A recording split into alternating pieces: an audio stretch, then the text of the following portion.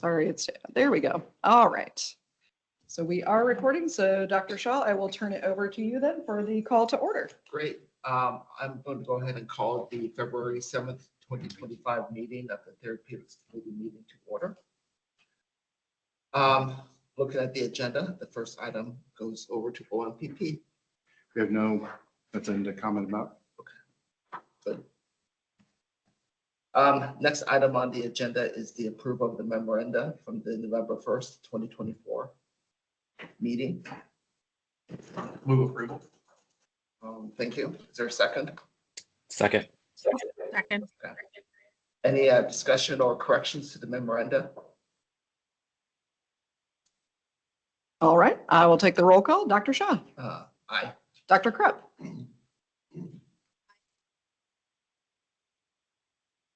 I didn't hear Dr. Krupp yet. Dr. Krupp? Oh, I hear you. I Hear me? know. Okay. all right. You're very Aye. quiet, but I can hear your eye. Thank you. Okay. Dr. Marshall, Aye. Mr. Musial, Aye. Dr. Negendank, Aye. Dr. Patel, Aye. and Dr. Weber. Aye. All right, we have all ayes, so that motion will carry. Not to throw too much of a wrench in the agenda, but I do believe we have to go through the election of officers for the. Yes, we do need to vote for officers. Thank you.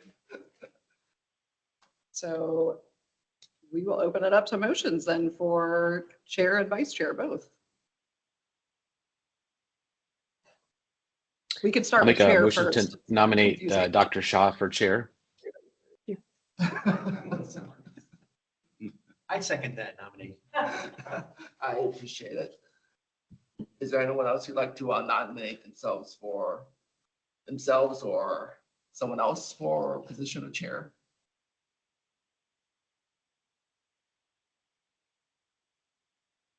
All right, hearing none. All right, I will take a vote. Dr. Shaw, I you can abstain should you choose to. abstain. Yes, I'll abstain. I know sometimes that's a little weird. Dr. Krupp, Aye. Dr. Marshall, Aye. Mr. Musial, Aye. Dr. Negendank, Aye.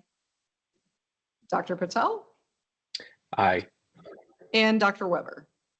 Aye.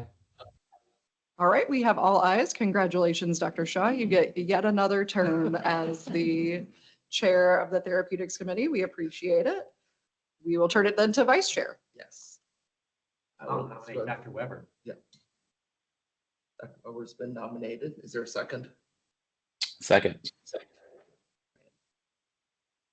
Are there any other nominations? I guess we could proceed with the vote. All right, Dr. Shaw, Aye. Dr. Krupp, Aye. Dr. Marshall, Aye. Mr. Musial, Aye. Dr. Negendank, Aye. Dr. Patel, Aye. and Dr. Weber. I will abstain, but thank you again for the nomination. Congratulations, you will yet again serve another term as a vice chair. Congratulations to you both. Thank you. Thank you. I guess we'll go ahead and proceed with the class review. All right, we do have kind of a shorter list this time, which is a little nice since I know we've had some longer ones. We do still have a few classes that have a fair amount of recommendations, but overall a little bit shorter this time. So in our respiratory recommendations, we have no recommended changes in the classes listed here. For the antiviral monoclonal antibodies, we are recommending that this drug class be removed from the PDL and maintaining the Synagis PA criteria outside of the SUPDL. And just of note, the managed care entities will maintain the same criteria as fee for service, even though it is not on the PDL. So we didn't want that to be a concern that it was being removed and then they would have different criteria. Since the initiation of Beyfortus, we have not had a lot of requests for Synagis, and Beyfortus is not in this group. It's maintained on another PA. So there's really no rationale for keeping this class on the PDL anymore and reviewing. Any questions on that? that we're finally to a place where we're not talking about Synagis all the time like we used to. All right. For the bronchodilator agents, beta-adrenergic and anticholinergic combinations, Lonhala is no longer manufactured in CMS terms, so they are going to be removed from the SUPDL. For the respiratory and allergy biologics, Dupixent maintaining its current status, but it now has a new age limit for chronic rhinosinusitis with nasal polyposis indication, and it's at 12 years of age or older.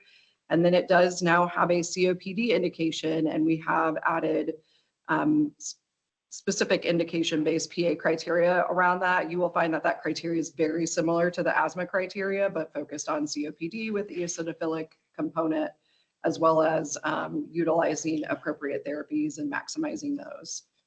Fasenra maintaining its current status, but it now has an indication for Churg-Strauss or eosinophilic granulomatosis with polyangiitis, and that has indication-specific PA criteria as well.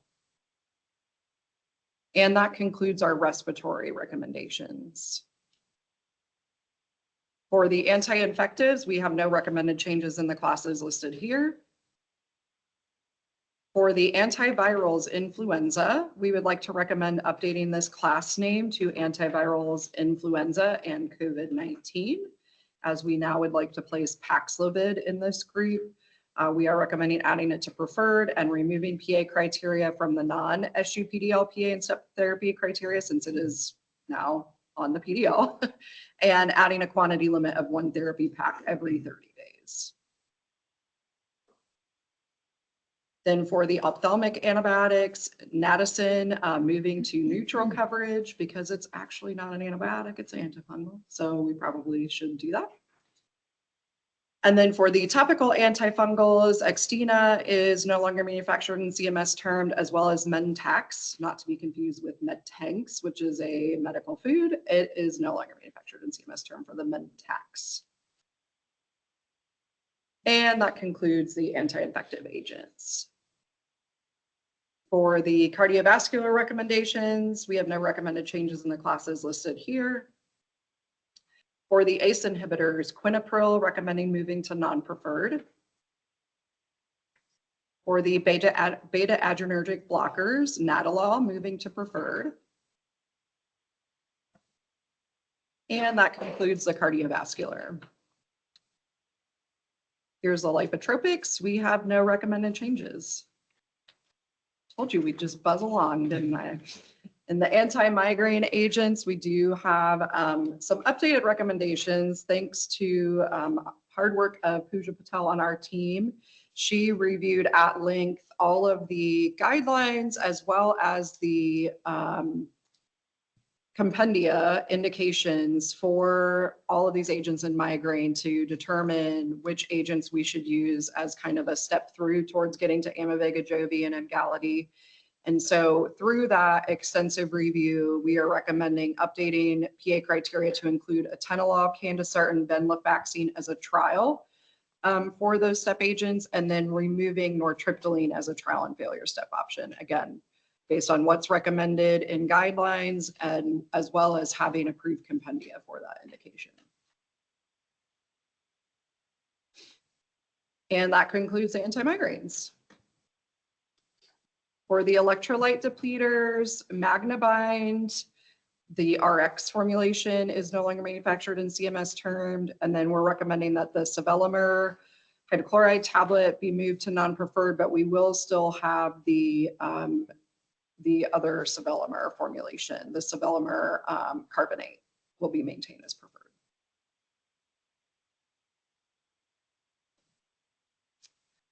In the multiple sclerosis agents recommendations, Ocrevus Zunovu maintaining its current status, but adding a quantity limit of 920 milligrams, which is 23 mLs every 6 months. And then the targeted immunomodulators, this is where I'm going to spend the most time because we have the most happening as usual in this space. So Bimzelx maintaining its current status, it now has indications in ankylosing spondylitis, hidradenitis suppurativa, non-radiographic axial spondyloarthritis, and psoriatic arthritis. So adding All of those indication-specific criteria for that product. Cimzia maintaining its current status and adding polyarticular juvenile idiopathic arthritis indication with specific PA criteria for that. Siltezo, you'll notice we had something different in your recommendations. We just got a last minute pricing check as of this morning, and we are now recommending to just maintain its current status and have no changes to it. So it is highlighted on the PowerPoint for you. I'm sorry we didn't get updated recommendations documents out, but we just found out. So Ebglyss, adding to non-preferred with non-preferred 2-step prior authorization criteria and adding drug-specific PA. And then Nemluvio, adding to preferred in the 1-step position with drug-specific PA criteria. Vo, maintaining its current status and adding Crohn's disease indication with drug indication-specific criteria. And then Spevigo, maintaining its current status and updating its indication and removing its quantity limit. Sakema, adding to non-preferred. It is a new Stelara biosimilar, adding to the non-preferred 2-step criteria and drug-specific PA criteria. And we are looking at the Stelara biosimilars and making sure that we want to make sure they're available and actually out on the shelves for people to get. And so we'll probably do more of a in-depth evaluation of the Stelara biosimilars, as there's now 2 and I think a 3rd one that's going to be coming here really soon at our next meeting, just as a spoiler alert. Tremfya, maintaining its current status and adding the ulcerative colitis indication within its indication-specific PA criteria. Yesintek, adding to non-preferred in the 2-step criteria and the adding drug-specific PA criteria to it as well. Another Stelara product. And then Usimri, which is a Humira biosimilar, moving to preferred and the preferred criteria. And then that is it for the TIMIs. Any questions on any of those? I know there's a lot of movement, a lot of new indications. That always happens. We're going to probably have a lot more biosimilars even the next round when we come and talk to you. So. All right. Hearing none, then I will move us to our off-cycle bid review and off-cycle review of opioid use disorder and overdose. And at this time, we have no recommended changes. We are sure to have a lively discussion during second session, I believe.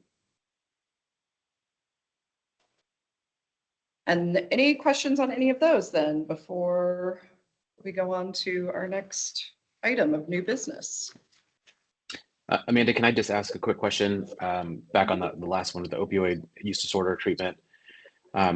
We had talked a lot, I know we tabled it at the last meeting based on some maybe updated guidelines for Sublocade. Do you know, has there been any changes? Because I think there was some question of when you can initiate Sublocade for a new patient. Do you know if any of that has changed in the guidelines? So they were supposed to receive potential approval quite literally today. That was the day that they were expecting FDA approval of the updated dosing for how quickly they could initiate a dose, as well as alternate dosing sites. As of this very minute, I have not heard that they've received that approval. I do know that we have that group here today. If they've heard anything different, they can let it. I think we might have them on public comment.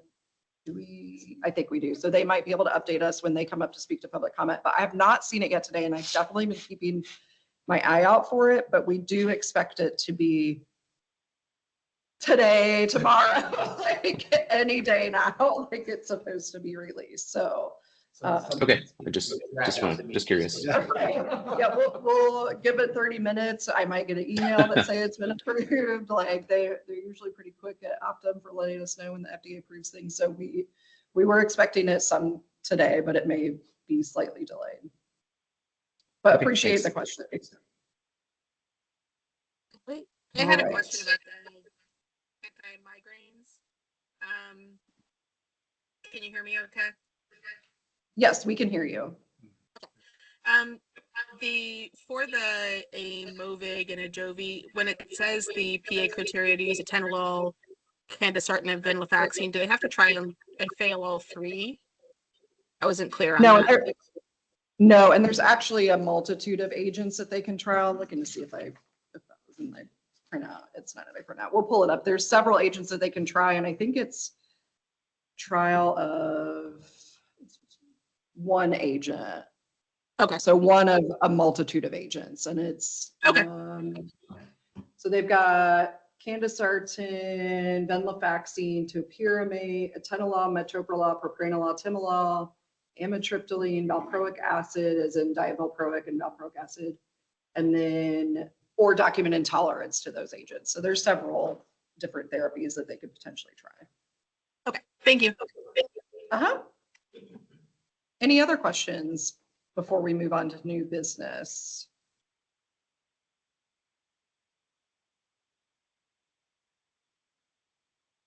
All right, I am hearing none, so I will move us then into our opioid reporting. This was from December. We have been noticing an overall just decrease in opioid use. We were kind of on an upward trend, and I'll show you the graph when we get to that here in a second, but we had a decrease of total users by almost 5% and a decrease of new users by almost 7%. Kiddos are remaining about the same and hanging in at about 4.62 days for this. You can see the right side lets you know how many utilizers we have versus those that are exempt. So just of note, we have nobody in the 500 or more range that are not PA exempt. We are working our way down in the less than 500 to 250 range. We are now at 400, right? MME? Yes, 400 as of January 1st. So we're making our way. When you think we started at 1,000, I mean, we've now gone down by 600. So we are making headway. We're slowly but surely we're getting there. And so if we look at kind of some of our trending, this is the groups that are in the 90 and above. So again, very small utilization. Most of it's in the less than 90.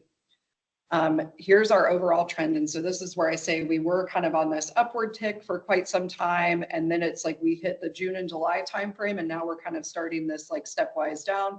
We do think some of that is because the Pathways to Aging group moved out into the MCE population. And so we don't see some of that. But that group moved out, and we do still continue to see a decrease. So we do think there is something, you know, to this kind of like steady decrease. I don't really have any great anything behind why we're seeing a steady decrease aside from, I know Gio with the state mentioned that there's some waivers going on. And so definitely a lot of things happening with trying to treat opioid use disorder and treat this population. So that may be part of it too. And I think he mentioned that we might get some data from the state at some point to look and see what we're seeing for that. So we'll see what we're able to get with that. But we do think we are continuing to watch the steady decrease. So we'll just kind of see how that plays out over time. And then here's our less than 90. And so they have definitely decreased a fair amount. And so that's where I think actually the bulk of our decrease is coming, is in those potentially like new starts or people that are just in that lower dosing range. And then here's everybody else. So that top line group is the 90 to 120. So again, the lower dosing ranges tend to be the ones that are going down. We do see that we're starting to see, you know, decrease in that 250 to 500. You can kind of watch that orange line there in the middle kind of steadily decrease as we are in that range of decreasing that group. So very small numbers when we look at this. So again, any little change can really impact that, but we're really, everything that I would kind of expect to see, we're seeing happen here. Nothing is alarming at this point. So what I'm seeing in practice is that there's a lot more utilization of buprenorphine for primary pain management. Is that reflected in this data or not? And buprenorphine is not, unless it's the like Butrans or yeah, buprenorphine, like that was specifically indicated for pain.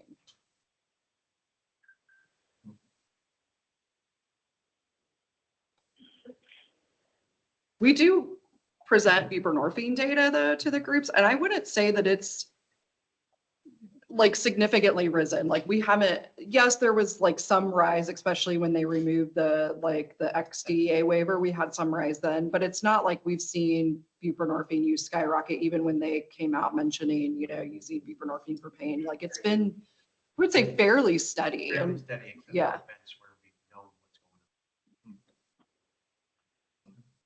going on. And in the VA system, I'm just, in the Yeah. last 3 months, I've come across Several 16 people. patients, yeah. And again, this doesn't account for cash payment either. So we don't know, is there just happening to be more people paying cash than they are running it through our benefit? It's hard to say. We have the best data we have to work with to think about that. Yeah, I was just actually going to comment on that. Because I think these are absolute numbers, right? These are numbers of people or numbers of scripts. Is that correct? Yes, for fee for service only, not for the managed care. Yeah, because I think what we are going to see, what some of this may have happened last year and some of it may happen moving forward because of changes in state and or federal policies. We may have a decrease in the number of people insured through fee for service Medicaid for any number of reasons. And so it may look like our numbers are getting better, or we just are losing those patients to whether he's, as you mentioned, cash pay or something else. So I'd be interested to see if there's a way of looking at these numbers with kind of normalizing it based on the total population in the Medicaid in this fee for service population. So we can kind of see it like percentage wise, is it the same, or are we just because these numbers are going down because we're losing members? If that makes sense. We can look at that because definitely in that July timeframe, we lost the pathways for aging. So there was definitely some movement there.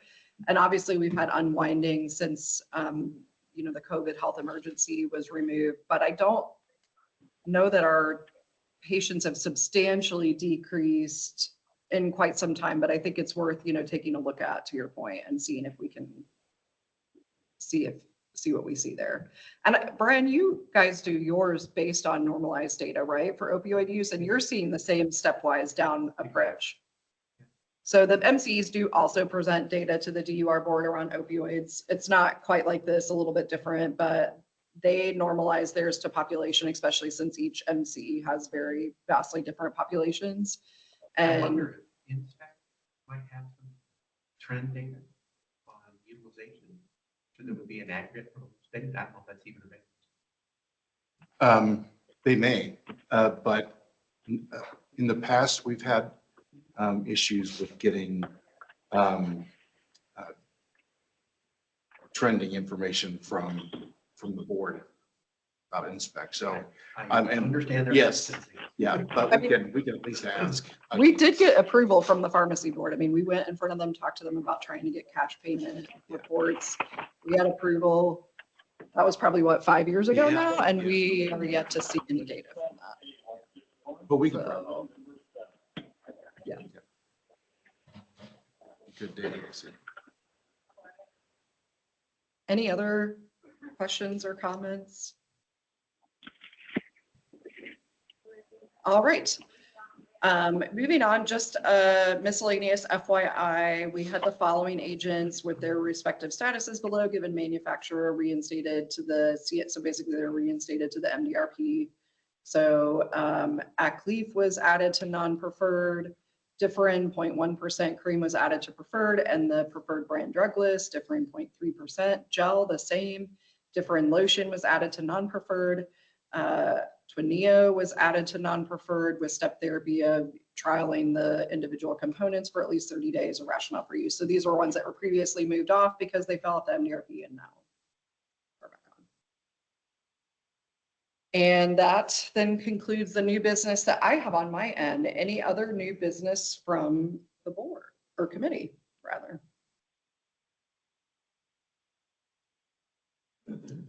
I think we could go ahead and move along. Okay. to public comment. We will then go to our public comment. So first up, we have Dr. Conte, I believe it's pronounced. I'm not sure. Dr. Conte is on the phone. Yes, that Or sounds is pronounced. Yep. All right, we will turn it over to you then. Great, thank you. I have a brief prepared statement. So my name is William Conti. I'm a board certified neurologist specializing in multiple sclerosis and neuroimmunology. and I'm here today to advocate for the addition of ublituximab or Briumvi as a preferred high-efficacy disease-modifying therapy for MS patients on Indiana Medicaid formulary. Currently, is my understanding that no high-efficacy DMT is preferred without step-through requirements, despite strong evidence that early initiation of high-efficacy therapy significantly reduces disability progression compared to lower efficacy therapies. Studies also show that initiating high-efficacy therapy within 2 years of disease onset leads to better long-term outcomes, reducing hospitalization, rehab needs, and overall healthcare costs. This issue is also one of health equity. Medicaid patients are disproportionately affected by barriers to high-quality MS care, leading to worsened disability outcomes and greater reliance on emergency services.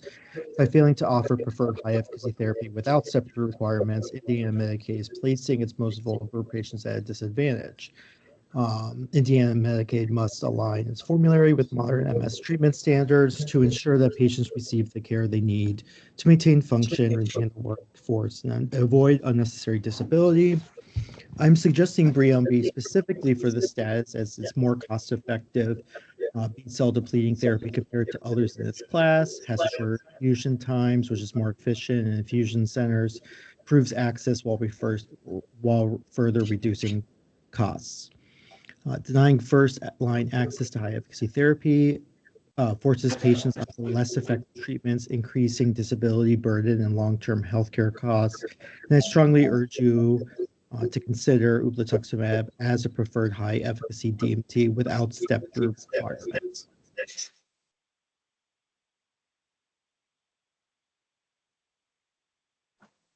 Thank you. Any questions for Dr. Conti?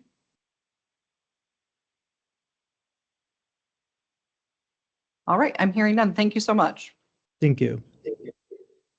All right, next up we have Nilesh Nagkarni. I know I saw him here, so we'll let him come up. Or Qulipta. Good morning, everyone. Can you hear me? We can. All right. Good morning. My name is Nilesh Nadkarni, pharmacist and medical outcomes and science liaison for AbbVie. Thank you for the opportunity to speak today regarding atogepant, brand name Qulipta, for which I'll refer to as ADO. The request is for the committee to change the number of injectable MAB failures from 2 to 1 prior to receiving oral Qulipta. ADO is an oral once-daily CGRP receptor antagonist indicated for an effective and safe first-line preventive treatment of migraine in adults. ADO was added as a first-line treatment option for migraine prevention without a requirement for prior failure of other classes of migraine preventive treatment. There are 3 unique characteristics of ADO that signify its place in therapy for migraine prevention compared to other CGRP MABs. 1, with full spectrum approval, ADO is the only CGRP therapy approved for both episodic and chronic migraine prevention. 2, with a shorter half-life of approximately 11 hours, ADO is suitable for daily dosing and clears the body within 3 days, offering flexibility for a patient needed to withdraw for therapy for any reason compared to about 5 to 7 months with CGRP MABs. 3, with dosing flexibility for episodic migraine, ADO is the only CGRP available in 3 strengths, 10, 30, and 60 milligrams, allowing personalized treatment tailored to the variability present amongst migraine patients. Finally, health outcomes data have demonstrated that ADO has the lowest number needed to treat when compared to all approved CGRP agents used for the prevention of episodic and chronic migraine, potentially leading to reduced healthcare resource utilization and cost for the state of Indiana. ADO has 1 contraindication, a warning about hypersensitivity reactions. Most frequent ADRs reported in the phase 3 trial were nausea, constipation, fatigue, somnolence. This was an abbreviated review of Qulipta. Please refer to the PI for more information. In summary, highlighting Qulipta's place in therapy in the preventive treatment of migraine in adults with key clinical advantages of full spectrum prevention, shorter half-life, and dosing flexibility. For these reasons I've covered here today, we respectfully request the committee to change the number of injectable MAB failures from 2 to 1 prior to receiving oral Qulipta. Thank you.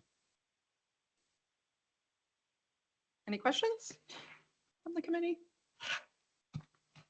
Great, thank you very much. We will then go on to Dr. I believe is it State? Yep. Stat. Perfect. We'll turn it to you. Thank you. Hello, everyone. My name is Dana Stott, and I'm a clinical pharmacist and cardiovascular medical science liaison with Amgen Scientific Affairs. Thank you for the opportunity to provide verbal testimony on Repatha generic name evolocumab, a PCSK9 inhibitor monoclonal antibody. Repatha is currently listed as a preferred lipotropic with a prior authorization required.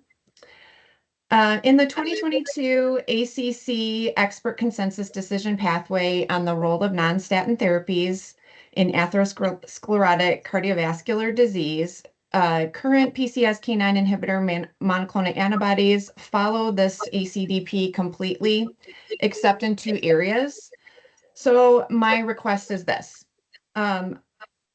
Respectfully requesting an update in the clinical criteria for the utilization of PCSK9 inhibitor monoclonal antibodies to coincide completely with the 2022 ACC ECDP.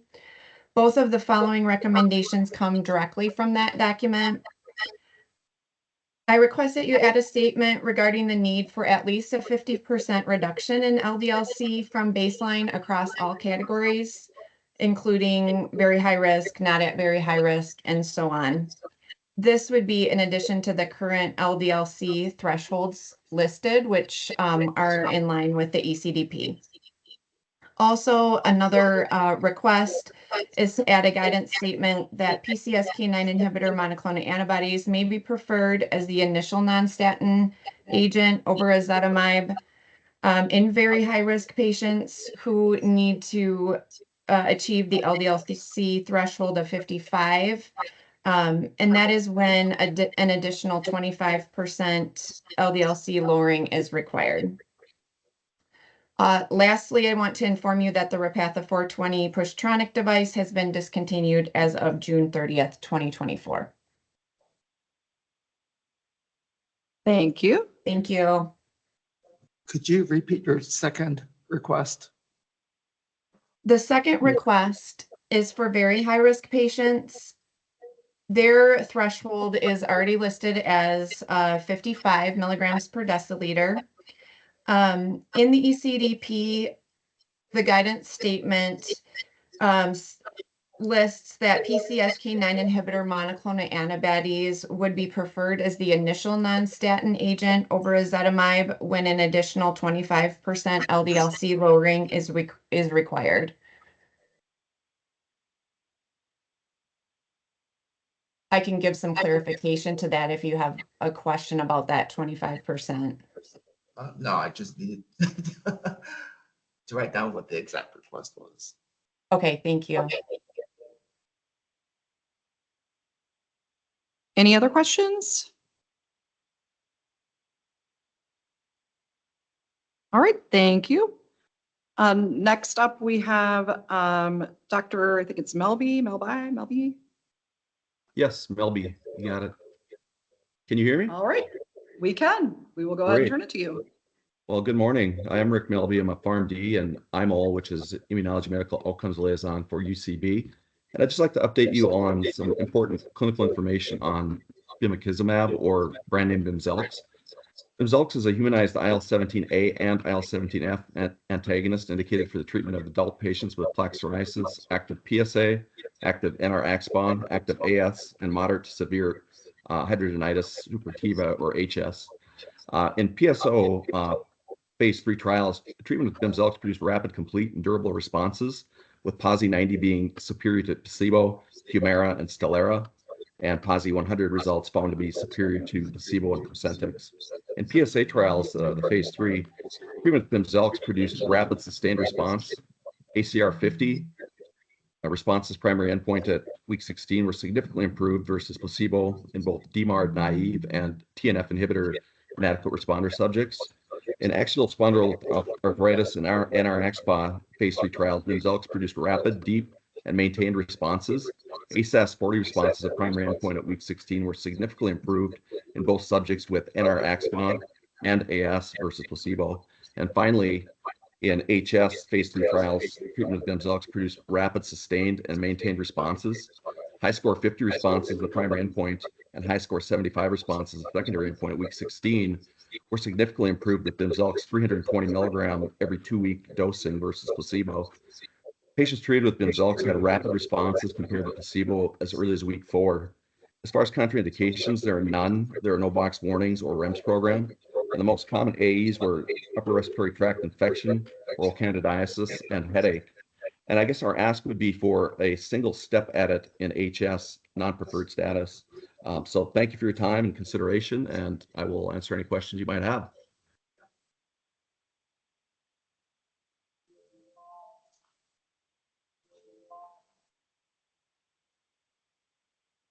All right, I'm hearing no questions. Thank you. Thank you. Just a quick IT thing. Does anybody have their computer not muted in the room anywhere? They're getting a slight echo, it sounds like, over the phone. So just trying to make sure everybody's, if you're on your computer in the meeting, just please make sure you're muted. Okay. We will then move to Kimberly Simpson for Tyvaso. Hey, good morning. Thank you. All right. Good morning. Good morning. My name is Kimberly Simpson, and I'm a senior HUR liaison with United Therapeutics. In May 2022, the FDA approved Tyvaso DPI for the treatment of patients with pulmonary arterial hypertension, or PAH, and pulmonary hypertension due to interstitial lung disease, or PH-ILD, to improve exercisability. Tyvaso DPI is a newer formulation and inhalation device for Tyvaso, and is the only dry powder inhaler approved by the FDA for use in both PAH and PH-ILD. Tyvaso DPI was evaluated in the BREEZE study. The primary objective was to evaluate the safety and tolerability of Tyvaso DPI during a 3-week treatment phase in 51 PAH patients on a stable regimen of Tyvaso inhalation solution who were then transitioned to Tyvaso DPI. Patients who transitioned to Tyvaso DPI demonstrated safety and tolerance. 96% of patients completed the 3-week treatment phase, while 2 subjects discontinued due to treatment-related adverse events. AEs were consistent with studies of inhaled treprostinil in patients with PH, and there were no study drug-related serious AEs. Significant improvements in secondary study objectives were also observed at week 3, including an increase of 6-minute walk distance of 11.5 meters compared to baseline, overall patient satisfaction, and patient-reported outcome questionnaires observing physical and cognitive and emotional impacts. The 49 patients who completed the treatment phase opted to continue in an optional extension phase.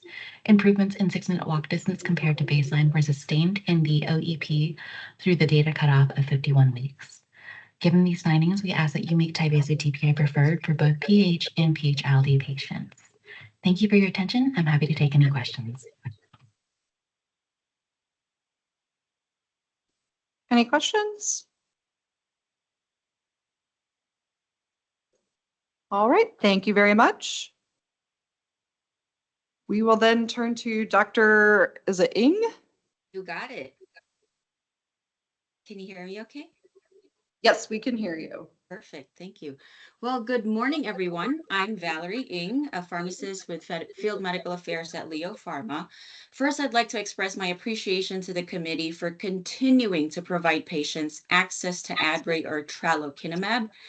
The growing body of real-world evidence continues to demonstrate Adbry's strong safety profile, clinical effectiveness, and cost effectiveness in treating moderate to severe atopic dermatitis or AD. Adbry or tralokinumab is the only fully human anti-IL-13, which IL-13 is a key cytokine that drives inflammation in AD, and the only anti-IL-13 with a one-time loading dose. 2 major treatment guidelines strongly recommend Adbry as a first-line systemic therapy for moderate to severe AD in patients 12 and up. And the open-label long-term extension data established that the continuous use of Adbry for up to 6 years revealed no new safety signals. Additional data showed 93% of patients at 6 years achieved 75% improvement in eczema severity from baseline. Recent real-world data from 2 large studies with over 1,000 patients showed that Adbry improved itch, sleep, and difficult-to-treat areas of eczema. These improvements were observed regardless of previous exposure to advanced systemic therapies. Lastly, the reduced maintenance dosing option may lead to a reduction of dose volume and acquisition costs over time. And this is now further supported by real-world evidence with results of up to 30% of patients switching from every other week to a monthly dosing, giving payers and patients that 50% organic savings each month. Thank you all very much for your time, and I'm happy to answer any questions you may have. Any questions? All right, thank you. Thanks. We will then turn it over to Dr. Is it Falana?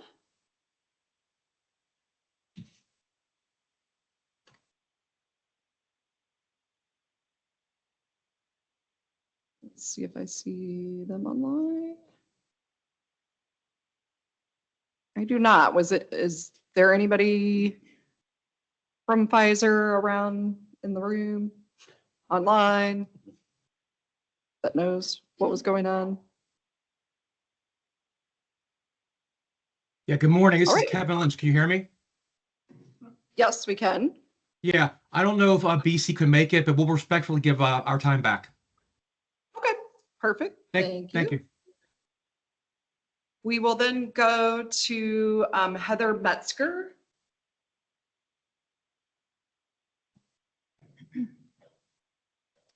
I stand before you today representing myself, but also a large group of medical professionals with two common goals, which are to garner support for time-sensitive access to long-acting injectable buprenorphine, and for the two available injectables to be viewed equally. Imagine for a second that you have 4 young children, and more than one of those children has significant cognitive disabilities requiring a lot of care. You live in a 1-bedroom house, and the only furniture in that house is the queen-size bed that you and your significant other sleep on. Money is often very tight, and as if the constant care of multiple disabled children wasn't enough, a couple years ago, you found out you had cancer, which only complicated your diagnosis of opiate use disorder even further. Imagine also the multitude of tribulations have caused you to start breaking up your Suboxone pills into tiny little pieces and taking a little piece anytime you get a stressor throughout the day. You justify it by telling yourself, at least you're not using heroin multiple times per day any longer. You can't tell anyone that you don't take your medication as prescribed because they may judge you, or worse yet, take your medication away. Eventually, your secret is found out and your doctor calmly tells you that now you must receive an injectable buprenorphine. The injection has to go in your stomach and has a very large needle. There is another option available with a smaller needle with multiple dosing options to have more tailored patient care that works just as well, but Medicaid will not approve it unless you get at least 1 injection in the stomach with a big needle. All you know is there is a less painful option available, and she's not going to give you that one. This real life example mirrors patients that we see every day in our practice. Although the reasons vary for why patients are no longer candidates for oral buprenorphine, we all want our patients to experience meaningful long-term recovery. A few years ago, my family suffered the unimaginable loss of my brother-in-law, who suffered from substance use disorder. That loss has spurred me on to advocate for my patients, but it has also helped me to see from a different perspective how patients with this debilitating disease are often marginalized. The time is now for the state of Indiana to join us, to join the surrounding states and start removing barriers for this very vulnerable population. We ask that you allow medical providers to use their training and professional judgment to decide which long-acting buprenorphine is best for their patient, as well as to remove the prior authorization required. This will help us ensure positive patient outcomes. Thank you. Thank you. Any questions?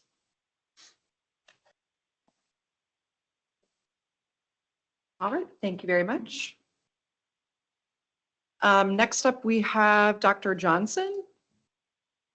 Good morning.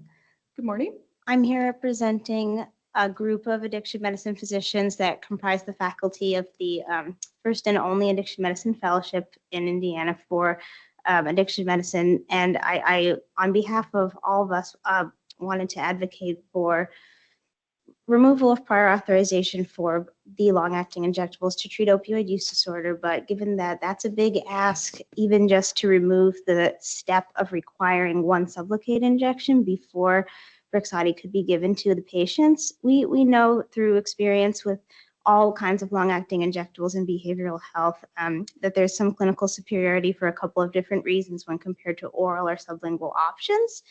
So thinking about antipsychotics and all three of the long-acting injectable treatments for opioid use disorder, including Vivitrol, Sublocade, Brixadi, that they work better than their counterparts that are oral or sublingual because they have a greater compliance for many different reasons. People can't have their medication lost or stolen. They may be tempted to take it incorrectly for many different reasons, but also just the mechanism of action that the medicine is given to them from the depot of medicine in their body constantly 24/7. So they don't have any waxing and waning of symptoms. There's not these peaks when you take the medicine and then these troughs in between doses. So we hope that increasing access to all of these will decrease readmission costs for hospitalizations.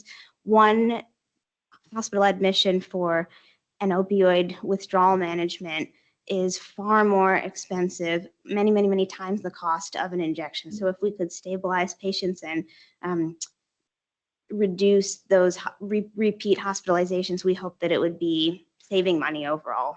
Thank you for your time. Thank you. Any questions for Dr. Johnson?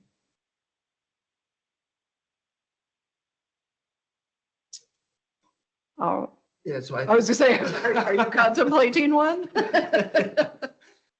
Yeah, so I think one of the issues that the Therapeutics Committee and OMPP and DOR board has to address is the potential fiscal implication of this type of request.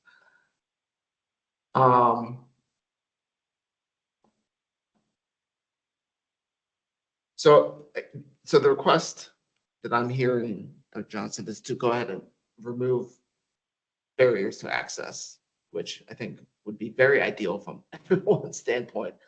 Except we do have to be mindful of our responsibility for stewardship of limited resources. Is there some sort of other compromise or alternative?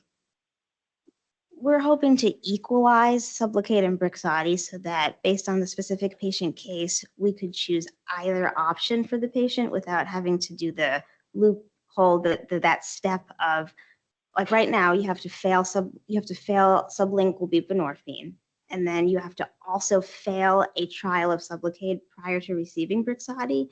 And depending on the patient case, sometimes we will lose them to treatment if we do the one Sublocade and it doesn't go well for them. We try to offer them options and use our clinical judgment and say, here are the options. And if they require weekly versus monthly for some reason, or if they have a very small body habitus and there's just not quite enough adipose tissue to do the Sublocade without a large painful bump appearing, sometimes Brixadi seems like the best option for that particular patient. And if we can keep them in care, keep them engaged in care, decrease the pain of the first injection for them, we hope to retain them in treatment longer so they'll keep coming back for their injections. So that's the ask, I think, would be the compromise. We understand asking for removal of all prior authorizations is the bigger ask, but to equalize them so that there would be, we would do a PA for either Sublocade or Brixadi, but that there wouldn't be that step when asking for Brixadi that you have to try and fail a Sublocade injection first. And then Ms. Metzger had mentioned that there is a difference in needle size. I mean, what sort of Yes, difference there's a significant difference. I give both of these injections every day, and both of them work amazing. So no offense to Sublocade, but the Sublocade needle is larger, thicker, and the 19 gauge versus 23 gauge, but also yes, so there's that. The fact that it's in the stomach, which I understand there might be some changes coming to that. And when the liquids is injected, it creates this burning sensation with the reaction where it goes from liquid to a pellet, a solid pellet form. And that burning sensation when the liquid hits the adipose tissue is extremely uncomfortable and can last, patients report, up to 2 days, versus Brixadi. When the liquid hits the adipose tissue, it's forming a gel. It doesn't have the same type of reaction, and it doesn't have that burning. It's a pain, just like any injection. You get a flu shot, it hurts. The pain lasts for a few seconds, comparable to other injections. So depending on the patient's pain tolerance, which a lot of our opioid use disorder patients have hyperalgesia. They have a different sense of pain than someone who hadn't been exposed to high levels of synthetic opioids. So sometimes it will cause them to be disengaged in the treatment because the first Sublocade injection experience is so negative. That's not to say for everyone, but for that one person, for their life and for their family, it could be a game changer to keep them engaged in treatment. If we could just have equal options, Sublocade or Brixadi, without that stepping point.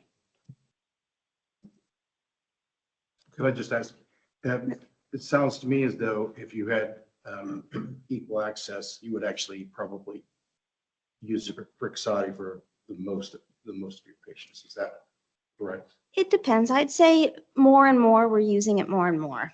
Yes, as much as we can get it, because there's different dosing options. So you don't have to say one size fits all. We can say based on whatever your sublingual dose was, which varies widely, we can tailor the dosing so that it's as close as possible to what you were receiving sublingually. So that prevents side effects such as oversedation, maybe even risks, involved with not being able to go to work because you're not feeling well after receiving an injection that was not as comparable dosing wise to what you were receiving sublingually. Thank you. Quick question, sorry. Can I ask you one more? Yeah. So we do have in our criteria the medical justification for Brixadi over oral and Sublocade. Have you had success going that route? Could you give me more information about that? Yeah, It's just part of the criteria that the prescriber can submit medical justification for Brixadi over oral products for Sublocade. Like a letter of medical necessity to appeal a denial. Well, you could even use it on an initial. So for On the example, initial. you gave an example of somebody who had a small body habitus, Right. right? Where you were worried that they didn't have enough adipose Mhm. tissue. If you sent that, I can't speak for the MCs, although I assume they would follow the same, but if you sent that into fee for service and said, I have a patient with small body habitus, Sublocade is not appropriate for them, we need to use Brixadi, we would approve that. We're very liberal in our approvals, I guess. So have you attempted to send those in for any of those individuals?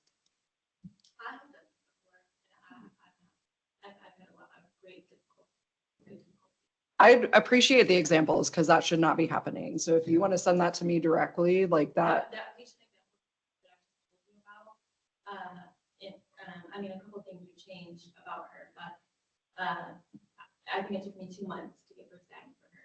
I mean, PA turnaround should only be 24 hours. So again, I'm really curious to see the examples. So if you can email them securely to me, or if you want to email me and I can set you up as a secure email, we could take a look and send to the MCO or MCEs if it's an MCE claim and make sure that it gets addressed, because it should, if you have valid medical justification. Now, if you say I have somebody with a small body habitus and then you put their weight as 300 pounds, I'm probably not going to believe you and say that they're not small body habitus and not approve that. But if you have somebody who is and that follows that, I mean, we're going to approve that. And I just want to make sure that What are my options? And I just grabbed the injectable with the 19 gauge needle, and then it goes in the abdomen. Immediately, they're like, no, no, no. And then when I say, okay, we have a smaller needle that we can change the dose if we need to, I can give it to you weekly, I can give it to you monthly, what have you, then they're more willing to listen and be more willing. But I feel like in my experience, I have had more patients just want to say, forget it, I'll just take my chances. I'm curious. I know we have Sublocade up next as speaking because I don't know if they've heard anything about so they are supposed to be getting alternate injection sites besides just the abdomen. It's supposed to be the hip, buttocks, and thigh, and something else maybe, if I recall, which I don't know how that would go over with patients, but maybe something to think about. I'm not sure when exactly that approval will come in. And it's just so viscous, so I'm confused how that would. Yeah, I don't understand how that would work with a 19 gauge needle. Because it has to have such a large needle because it's so viscous. Right. So one last question or comment regarding the patient that you mentioned, right, and the delay potentially in a prior authorization, right? Remember, if it is a Medicaid patient, they're subject to 24-hour turnaround time. So a plan and fee for service has 24 hours to tell you yes or no. You shouldn't experience delay beyond that. If you do, this group wants to know who it is, right? Yeah. And Specifically, if you could send me the patient's name and their Medicaid ID via the this secure. group will figure it Well, out. yeah, because that's not supposed to happen. And last, the other comment is be sure that when you're talking about a patient in the form of an example to this panel, that it is a Medicaid patient, right? Because you might be experiencing a completely different environment in terms of prior auth and review on a commercial plan. Up to 95% of my patients. Yeah, great. I just want to make that point. Yeah, yeah. And appeal, if you were appealing something that is a little bit longer of a turnaround time, I think fee for service, we run about 7 days. At the longest, right? I mean, unless it goes up to the state for administrative review, then it might take a little bit longer. But I would say the biggest thing I could say to you as far as avoiding an appeal, because trust me, we don't want things to go to appeal either, is make sure you include all of the possible information that you can on that initial, because if we're missing something and don't have it, we only have 24 hours. So I can't call you back. I can't fax you and say, hey, can you give me this information that you're missing? Our only avenue is to deny because you didn't provide us the information. So make sure you include all the patient information. And if that means, hey, I'm just going to send my entire chart notes or whatever, that's fine. Like, we'll parse through that if we need to. Like, we just want to make sure we have all the information up front. Ask, is there one single contact email that you would prefer we funnel specific issues to? I actually have several cards. I'll just That would let you guys preferable. pass them around. You can take one and pass them around. Let me make sure it's optional. Yep. Anybody else need a card? Yeah, you can email. And if you are worried about secure and you just want to send me an email and say, hey, I have a patient, can you send me a secure email? I can send you one so that you can send it back to me secure. All right, I think we will then go, oh, let me check, are you guys good to go, keep going? Okay, we'll go on then to Dr. Bhatia with Indivior. Not sure if they're on the Good phone. morning. Yeah, can you hear me? We can hear you. Oh, okay, sorry, yeah. Good morning, everyone. My name is Nitin Bhatia from the Field Medical Affairs team here at Indivior. What I want to do is I want to pivot completely from what I was going to discuss today to kind of the discussion that we had today. So we are waiting on FDA approval, hopefully anytime today, for two things. The first thing is going to be rapid initiation of Sublocade. Our hopes is that we are going to eliminate the 7-day run-in period where patients need to be trialed on any containing product. And essentially what would happen is they would receive, if it's approved, they would receive 4 milligrams of translocal buprenorphine or any buprenorphine at that point. From there, receive the 300 milligrams of Sublocade, and then a week later, receive the next 300 milligrams of Sublocade and move on to their normal dose and regimen. And so that's what we're waiting for right now. The second one is going to be alternate sites of injection, where we're hoping you can then inject the medication in the buttocks, the thigh, and the back of the arm, in addition to the abdomen. If you do not have enough adequate tissue in the stomach or the abdomen, it's going to be the same needle size. It's going to still form a lump, but it's a other areas where you can inject the medication if the stomach is not a viable option. And the last thing I do want to hit on is in regards to the dosing of Sublocade. So patients have to be given 300 milligrams for the first 2 months, because what we're trying to do is get them to 2 nanograms per ml or higher in their plasma, where we can block the cravings that they experience with opioid use disorder.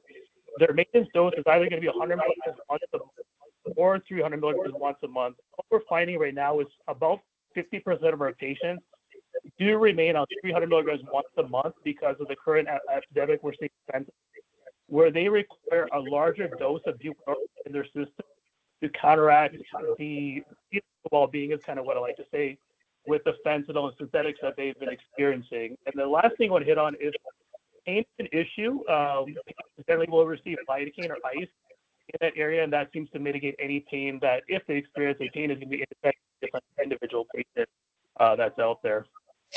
With that, I want to thank you for your time and thank you for allowing Sublocade to be on the preferred list, and I can entertain any other questions or any further discussion based on kind of what we've been discussing here for the last 10, 15 minutes. I just want to make sure I heard correctly. You're expecting approval either today or Tuesday. Is that what you said? We're hoping for today, this morning. So I just, texted my boss as well. So we're just waiting patiently for that approval. And the minute we get the approval on the injection site as well as rapid initiation, you will be the first to know. So I'm hoping it's today. We're just all kind of waiting right now for the green light of what's happening here. So. Okay. Yeah. I mean, it could be Monday for all we know. We know how the FDA works too. But the minute we get it, myself and our team will convey the information to everybody else as well. And even in regards to some of the dosing about being able to put patients on 300 milligrams once a month without doing the 100 milligrams, that verbiage is changing a little too, so it's not as confusing because we are seeing half the patient population on 300 milligrams because of the fentanyl crisis at a higher dose as well. I'm sorry, there's a lot of feedback. Can you repeat what you just said about the dosing? Yeah, so the standard dosing of Sublocade, currently as of today, is 300 milligrams month 1, 300 milligrams month 2. And then from there, the maintenance dose can either be 100 milligrams once a month or 300 milligrams once a month. And it's really based on each individual patient. And there are some patients that require a higher dose for adequate clinical response.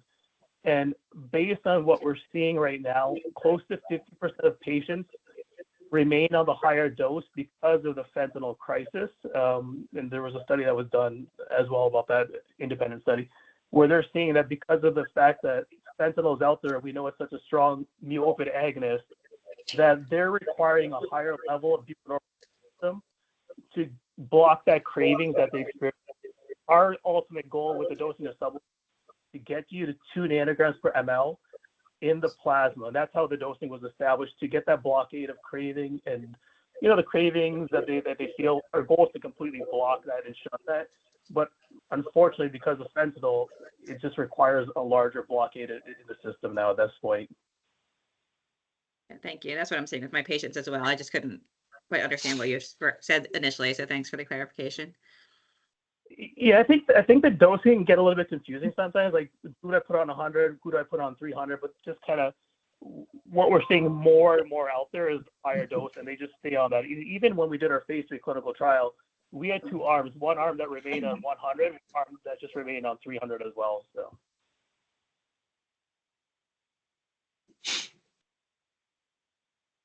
The minute we hear from the FDA, we'll let you guys know. So they're just labeling right now. It's 300 milligrams the first month. Month 1, month 2. And then first. Yeah, there's people that are continuing on the 300. You can either continue on 300 or move to 100. You have the option to do either. But the reason we give the 300 at least 2 months is to establish that 2 or higher in their plasma. We want to get that as quickly as possible. So how are people ever able to reach steady state if you never go down? That 300 does become their steady state. Yes, I'm not sure. So we. It's in there. So steady state is 4 to 6 injections, but the 300 for 2 months gets us to 2 and higher, and then eventually we get steady state. Well, any other questions from the committee? All right, thank you very much. And so we'll look forward to seeing hopefully approval sometime today. Yeah, definitely. Thank you, everybody, for your time. Thank you. We'll turn it over then to Dr. Warner Greer. Hi, everyone. Carolyn Warner Greer. I'm the medical director of addiction psychiatry for Bowen Health up in northern Indiana. I would just echo everything Dr. Johnson and Heather said as far as just more options for our patients who generally, especially up here in the north, come from rural areas. We have to have their medications or long-acting injectable buprenorphine shipped to the office that they're going to go to, and so we're fortunate to work with some pharmacies who are extraordinarily accommodating. However, it is really easy to lose someone to follow up if we can't get their medicine in a timely fashion, or we have to get it shipped, or there's a prior authorization, which I just sent a note to our prior authorization department to get some examples of ones where it took longer than 24 hours. I would echo too the flexibility and being able to continue 300 milligrams of the Sublocade product for about, like Diviter said, about half the patients, and the flexibility of being able to use the agent that works best. Because like Dr. Johnson said, in the long run, this medication, while albeit more costly than sublingual tablets and films, if it prevents an emergency department visit, a rehabilitation stay, a accidental poisoning of a child because medications are difficult to keep safe, a patient not being able to get their medicine because they live in an environment where someone's going to take their medicines from them. It's unfortunately, there's still recovery houses in the state of Indiana that won't allow patients to be on medicines to treat opiate use and still stay there. And this gives us the flexibility that we can protect them from overdose with a long-acting injectable and still somewhat satisfy recovery houses that might not be comfortable with having a bunch of controlled substances in a basically an institution with people in early recovery. For all those reasons, these long-acting injectables have been a game changer as far as getting people into treatment and keeping people in treatment with the most flexible way, which ultimately everyone's goal is to reduce, first of all, overdose and death, but then to also reduce other utilizations of healthcare, which are extraordinarily costly. This is an investment on the front end to prevent that, not just with medical costs, but societal cost as well. I am here today representing the Indiana chapter of the American Society of Addiction Medicine, who would echo these comments. And I know Dr. Johnson's part of that also. So thank you for your time. Thank you. Any questions from the committee? I just want to throw in that it's my recollection, and we've had this discussion at least a couple times in previous meetings, that most, if not all, of the examples that she just presented as reasons to go on a long-acting injectable are the criteria that we have laid out as an immediate approval for the criteria. So, Dr. Warner-Greer, I just am again wanting to point out that those examples will get you an automatic approval for the long-acting injectables through PA. So that's all that has to be. Since our last meeting, I have seen that we can get it. It's just the timeliness of it.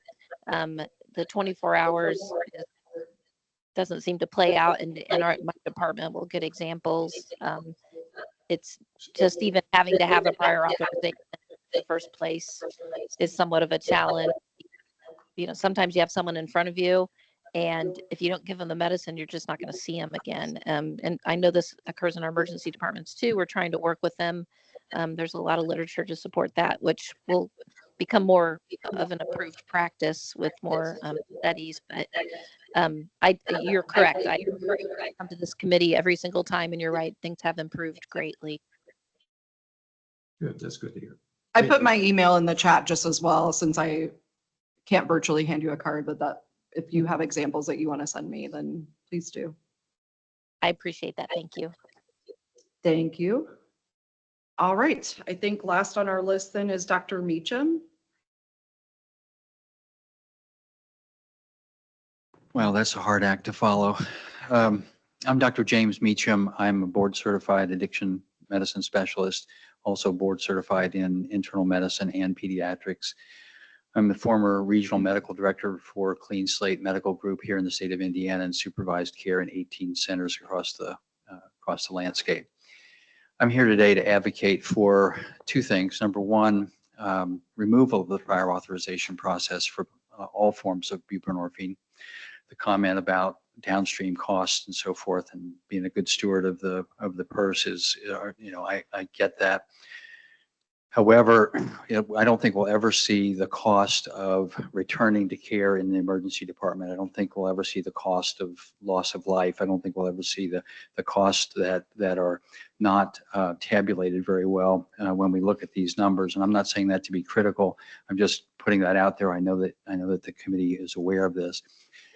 The point that Dr. Greer made about having a sick patient sitting in front of you and then doing a prior authorization while that patient is ill is very difficult in terms of getting that patient into appropriate care immediately. It's kind of like being in an emergency room with someone with chest pain and trying to get approval for nitroglycerin or oxygen or any form of therapy. If it's not possible to remove the prior authorization, at least give us the opportunity to use both injectable buprenorphines equally. Parity is very important. And we could talk about the injection volume, we could talk about the needle size, we could talk about the comfort and discomfort that patients experience with one versus the other. But Brixadi being approved by the FDA in May of 2023, we now have plenty of experiences with the two side by side, and one is clearly better than the other. I would also caution the committee today about the comments that were made about continuous use of 300 milligrams of buprenorphine and using fentanyl as an excuse for that. There is an accumulation of buprenorphine that occurs with continued use of 300 milligrams, and that should be examined and discussed by Therapeutics Committee before considering that in any way, shape, or form.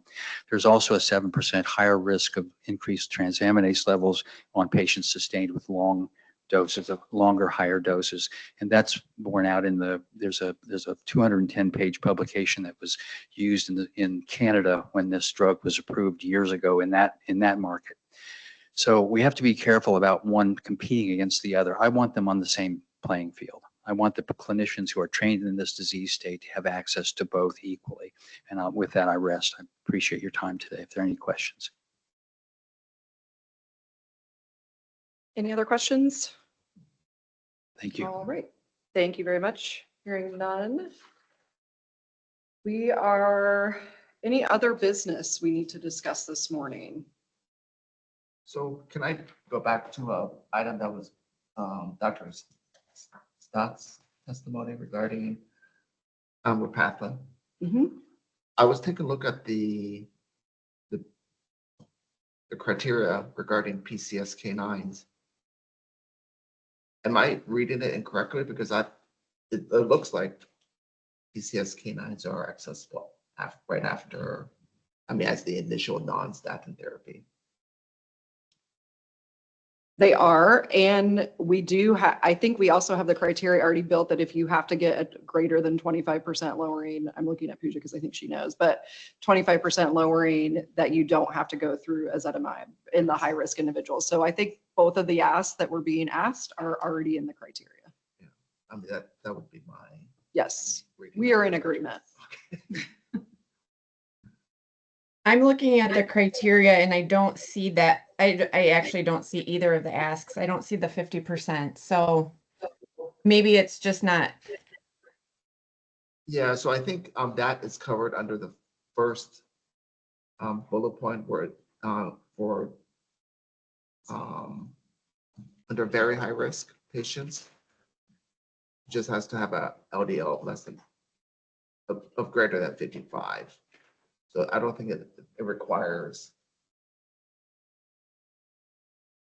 I don't think there's a requirement for a calculation. It's just that if you're fall into the very high risk category. Correct. It would just be adding the statement that if you do need greater than 25% reduction, that a PCSK9 inhibitor would be considered first. After non-statin, as the first non-statin therapy. Correct. And then I don't see the 50% reduction on any of your categories. And that is listed as an and in the ECDP. So it would be a small subset of patients that have that baseline LDL that would be high enough to require, a goal or threshold of less than 55 even. So just to be clear, this is Dr. Stat. This is Xenostat, yep. Okay. Well, it's not quite sure at this end who's talking. Yes, sorry. Yeah, so I think the way the current authorization is written, there's no need for a calculation. So that sort of It's more, simplifies it's like it. actually more open, I feel Yeah. like. Because I think if we included your request, it would make it more restricted.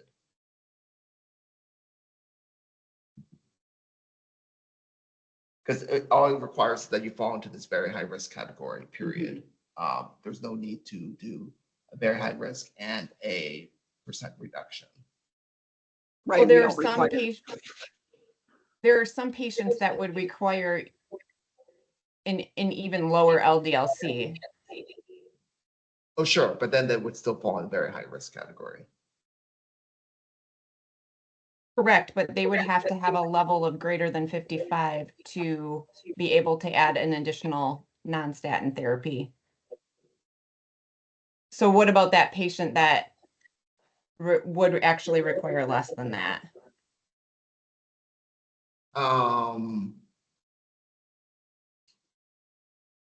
Okay, but then I think you'd be falling outside of guidelines, right? And then Not according to the ECDP, because it's an and, that 50% reduction from baseline and. So, okay, so what I'm hearing from you is that your interpretation of guidelines is that if a patient falls into a very high risk category and they have an LDL-C of 60, your goal would be 30. Correct. It would still be, okay. Not understanding. So I acknowledge that would be a small subset of patients, but you could be missing some patients who do require a even lower LDL-C. They could be getting their additional therapies rejected. Okay, so if you have a patient who has an LDL-C of 40 and they fall in the very high risk, your goal at that point would be an LDL-C of 20.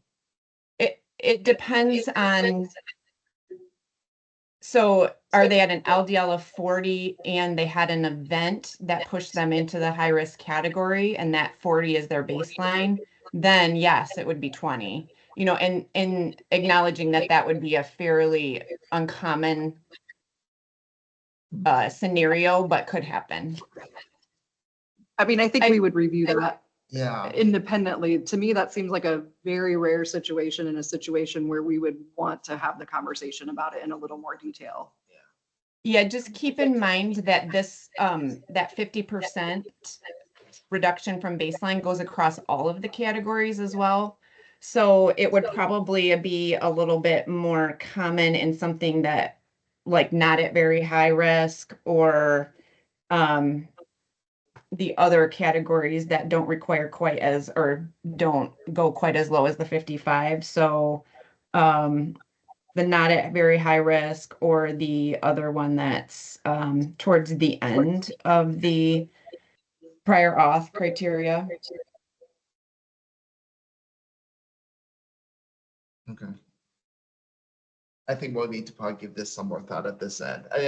And honestly, I mean, you're talking to a provider who, you know, has pushed their patients whose LDL-C down to 16 because he's has extreme vasculopathy. So I mean, I'm very sympathetic to a very aggressive therapy. I'm not quite sure if there's a good way to try to operationalize this outside of a PA process. But we'll need to look at it a little bit further. Thank you. Thank you. Any other business? All right, so we are going to adjourn. We are behind schedule, very behind schedule. So for those of you that are in the room, I'm going to politely ask you to get out so that we can get moving and get started. For those that will join the third session or open session, we may and likely will be behind. So just keep in mind, we'll join as quickly as we can. And when we're finished with the second session, we will rejoin there. And I believe everybody on the committee, you should have the invite for the closed session. So we'll see you over on that session. Thank you. Yeah.